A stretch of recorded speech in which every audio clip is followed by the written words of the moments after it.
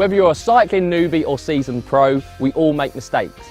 And while it is believed that we learn best from the errors we make, at the time, it never quite feels like that. So to save you the time, hassle and embarrassment of making silly cycling mistakes, we've gone to the effort of making them for you. Here's our top cycling mistakes to avoid. We'll forgive you for this one because it's an easy and common mistake to make. Positioning your saddle too high or too low could lead to a loss of power as well as injury. While bike fit is unique to each rider, there are some guides to follow when it comes down to saddle height. As a guide, ride along with your heel on the pedal.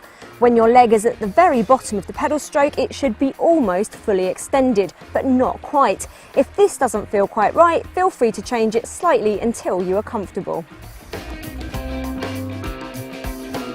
Hitting the wall, or bonking as it's commonly referred to among cyclists, is when the body quite simply runs out of fuel. In most cases, you come to an almost grinding halt, and things will only get worse until you refuel. It's an error everybody has made, but it can easily be avoided. Before each ride, make sure you are sufficiently fueled. In other words, have something to eat. Porridge and bananas or toast with honey are great to help fuel the body over a few hours.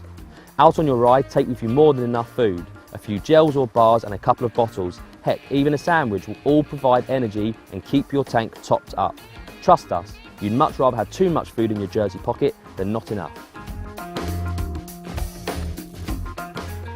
Yeah, there's no mechanic van coming, and for most of us mere mortals, we've got to be self-sufficient because not everyone's going to stop and help, clearly. So to get yourself up and running back on the road quickly after a puncture or a double puncture, you'll need at least 2 spare inner tubes, a mini pump or gas canisters, and to make your life easier, pack a couple of tyre levers and a multi-tool into your saddle pack. In colder conditions, it's always better to slightly overdress than underdress, and remember, you can always take layers off. But even in warmer climes, never leave the house without a rain cape or a gilet, because it could really cause your body temperature to plummet if there's a sudden downpour. And if you're heading out up hilly terrain, remember, the higher you go, the colder it will become. Wearing a windproof cape will prevent wind chill and keep in body heat. Get into the habit of regularly checking and keeping your bike well maintained. Not only will this make it perform better, but it will be nicer, easier and safer to ride too. Pay special attention to the brakes, gears and tyres, and make sure that you're regularly lubing and cleaning your chain to prolong the life of that too.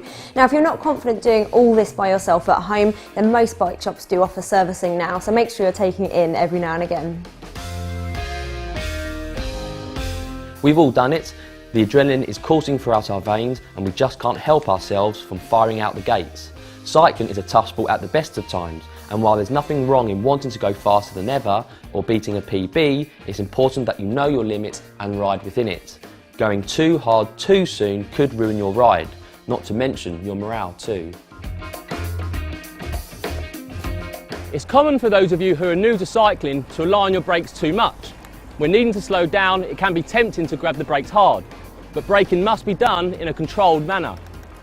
Braking extremely hard could lead to a loss of control and stability, and in extreme cases could see you flying directly over the handlebars. Not to mention, it doesn't do any favours to your mates behind. Instead, keep your eyes on the road ahead, anticipate and brake gradually using a combination of front and rear.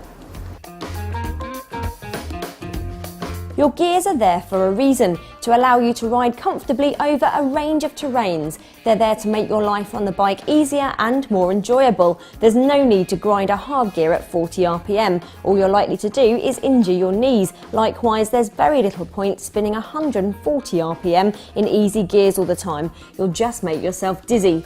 Lastly, make sure you know which part of the lever moves the gear in the directions you want. There's nothing worse than grinding up a steep hill, only to make matters worse by shifting into a harder gear.